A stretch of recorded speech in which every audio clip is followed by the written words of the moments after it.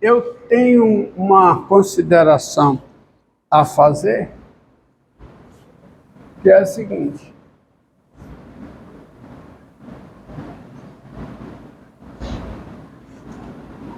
E aí você, antes de fazer qualquer coisa, tá?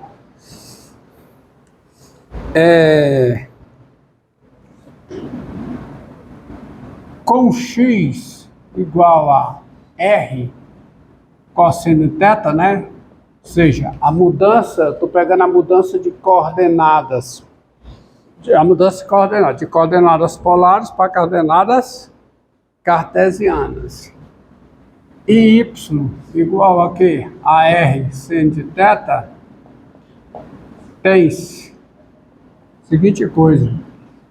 Quem é dx dθ ao quadrado mais dy dθ ao quadrado? Vamos fazer essa conta. Quem é o dx dθ, hein? Vamos colocar aqui, ó. Dx dθ fica o quê? Fica o dr dθ, vezes quem? Cosseno de θ, menos r seno de θ, tá? Ao quadrado. Mais o dy dθ. dy dθ fica o quê? É o dr dθ, seno de θ, mais o quê? Mais r cosseno de θ ao quadrado. Quanto é que dá isso? Dá dr dθ ao quadrado, cosseno ao quadrado de θ, que é o quadrado desse, tá certo? Menos quem? Menos 2 vezes r dr dθ, cosseno de θ, seno de θ, tá bom? Mais R2 seno ao quadrado de θ. Ok? Mais, aí o que é que vai aparecer daqui? Vai aparecer o dr dθ ao quadrado, seno ao quadrado de θ, tá bom? Mais 2 vezes r dr dθ, seno de θ, cosseno de θ. Cosseno de θ. Mais R2 cosseno ao quadrado de θ. Agora me diga o que aqui isso é igual. Esse aqui cancela com esse. E aqui vai ficar, ó, coloca o dr dθ ao quadrado em evidência. Fica dr dθ ao quadrado vezes o cosseno ao quadrado de θ mais o seno ao quadrado de θ, que é 1. Então, a soma desses dois dá o dr dθ ao quadrado. E quanto é que dá a soma desses dois? Dá o R2.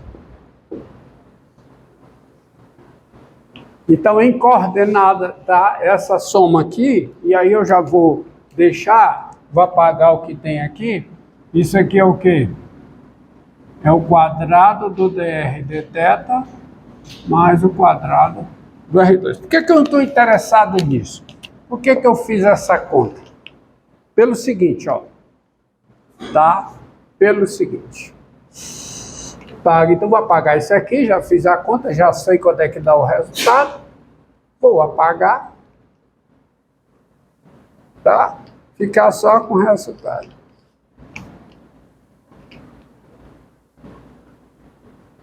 Olha aqui.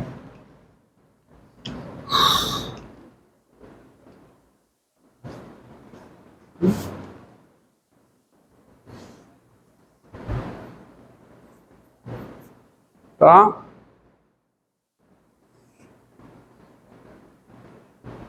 Observe o seguinte, ó.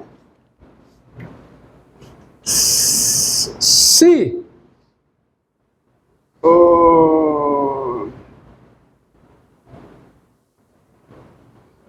x é função contínua de θ, tá?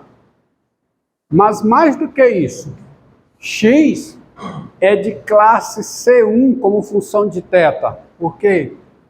Porque R é função de θ, ó. R é f de θ. Então, R é de classe C1 como função de θ. Quando eu escrevo x, o x é quem? É o f de θ vezes quem? Vezes o cosseno de θ. Então, eu tenho x como sendo função de classe C1 de θ. Porque aqui eu tenho um produto de duas funções de classe C1 da de classe C1. Significa, o que é uma função ser de classe C1? É que ela tem derivada, tá, nesse intervalo, né? E a derivada é uma função o quê? Contínua. Então, a derivada de x de θ é contínua como função de θ. Então, observe uma coisa, ó. Se dx de θ é diferente de zero, se dx de θ é diferente de zero em alfa beta, então dx de θ é sempre positivo em alfa beta, ou seja, a derivada é sempre positiva em alfa beta, ou dx de θ é sempre negativo no intervalo alfa beta. Vocês estão entendendo o que é que eu vou colocar? O dx de θ. Porque o dx de θ sendo uma função contínua no intervalo alfa beta, se ele é diferente de zero, ele não pode ser positivo numa região do intervalo e negativa em outra região do intervalo. Ela não pode ser positiva num ponto do intervalo e negativo, pois senão, pelo teorema do valor intermediário, entre esses dois pontos onde ela é negativa e positiva, ela tem que ser quanto? Zero. Então, se a derivada é diferente de zero no intervalo, em todo ponto do intervalo a derivada de x de θ é diferente de zero, então a derivada é sempre positiva ou é sempre negativa.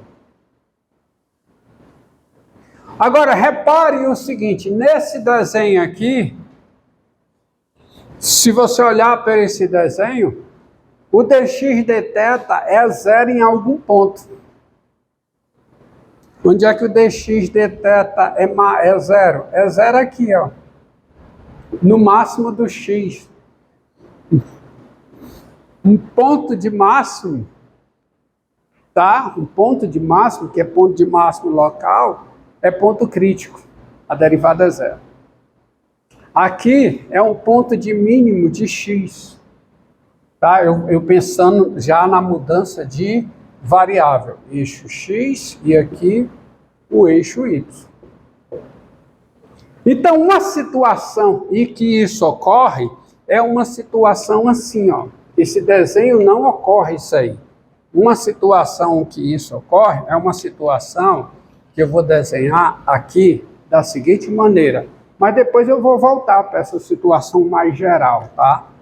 Preste atenção no que eu vou fazer. Eu vou desenhar uma situação assim, que aqui está o alfa. Aqui está o quê? Aqui está o beta. E aqui, perdão, os ângulos eu vou manter o padrão, tá? Para facilitar o entendimento. Eu manterei o padrão e aqui, ó, eu vou pegar o alfa e vou pegar o beta. E eu vou desenhar a curva aqui, daqui para cá, assim. R, a curva R igual a f de θ, entre alfa e beta. Esse caso aqui, se eu insiro aqui o sistema de coordenadas cartesianas, x e y, é uma situação em que o dx de θ é positivo ou uma situação em que o dx de θ é negativo?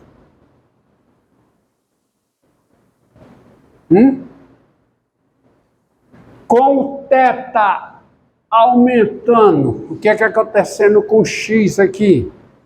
Quando o θ vai de alfa para beta, o que é que acontece com x? O x diminui. Então é um caso em que a derivada, sendo diferente de zero, em todo o alfa beta, é um caso em que a derivada é negativa. Tá certo? Então observe uma coisa, ó. Se dx dθ é negativo em alfa beta, tá? Se dx dθ é negativo, ó, aqui você tem, quando aqui você tem, digamos, o ponto B, tá? Eu estou pensando em coordenadas cartesianas. E aqui tem um ponto A. Mas para não confundir, como está alfa, eu vou colocar aqui o A e vou colocar aqui o quê? O B. Tá certo? O A e o B aqui. O A é a abscissa desse ponto aqui quando eu vejo suas coordenadas cartesianas. E esse ponto aqui, quando eu olho para as suas coordenadas cartesianas, a abscissa desse ponto é B. Então veja que x, essa equação aqui, x igual a r cosseno de θ, ela leva o intervalo alfa beta bijetivamente no intervalo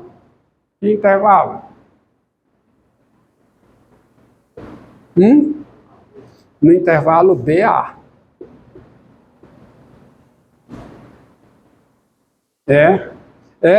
De fato, qual é o valor de x quando o ângulo é alfa? Qual é o valor de x quando o ângulo é alfa? Qual é? É A. E qual é o valor de x quando o ângulo é beta? Quando o ângulo é beta, qual é? É B. Mas a função é estritamente decrescente. Essa função aqui, x igual a r cosseno θ, o x como função de θ, o x é uma da função estritamente decrescente. Tá? Derivada negativa, a função é estritamente crescente. Então, se dx dθ é negativo em alfa beta, então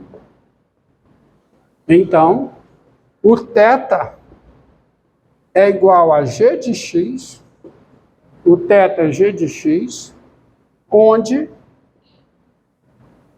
g, aí voltando do intervalo BA no intervalo alfa beta, é, pelo teorema da função inversa, uma função de classe C1, né? Uma função de classe C1. Deixa eu dar outra explicação para você. Isso aqui leva θ em x. Agora eu quero a função inversa, que leva o quê? X em θ. Essa função é invertível. Isso aqui dá uma bijeção. Derivada positiva, derivada diferente de zero, derivada negativa. A função é estritamente o quê? Decrescente. Então ela é injetiva. E é sobrejetiva também. Se eu considerar daqui para cá, ela é sobrejetiva. Então isso aqui leva θ em x. Agora eu quero a função o quê? Função inversa. E a função inversa é de classe C1, porque a ida é de classe C1 é invertível, derivada negativa, pelo teorema da função inversa, θ é g de x, onde g, voltando, é uma função de classe C1. Daí sai que eu posso aqui escrever o y como função de x. O y é quem? É h de x. Onde h é uma função também de classe C1. Tá certo? O y é h de x, onde h de BA em R é também de classe C1. Por quê? Porque é a composição de duas funções de classe C1. Quem é H? Olha, quem é H? Quem é o Y? O Y não é R sem de θ, não é? O Y é o R sem de θ? Mas então, como é que vai ficar o Y aqui, ó? O Y é o R sem de θ. Então, o Y, ou seja, o Y é F de θ sem de θ, porque o R é o F. Mas quem é o θ? Quem é o θ? O θ é G de x. Então, isso aqui vai ficar F de G de x vezes o quê? O seno de G de x. Isso aqui é de classe C1, isso aqui também é de classe C1. Então, eu tenho o y como função de x de classe C1, h de AB. Então, isso aqui é o gráfico no sistema de coordenadas cartesianas de que função? Da função h. Essa curva R igual a F de θ em coordenadas polares, eu a estou vendo como o gráfico da função h de classe C1. E qual é o comprimento de um gráfico? Hein? Qual é o comprimento de um gráfico? Vamos lá. Me diga. Quem é o comprimento desse gráfico aqui, desse L, esse pedaço aqui, esse pedaço? Quem é o comprimento L? Assim, quem é o L? O comprimento desse pedaço. Qual é a fórmula que dá o comprimento de gráfico? Qual é? É a integral de quanto a quanto?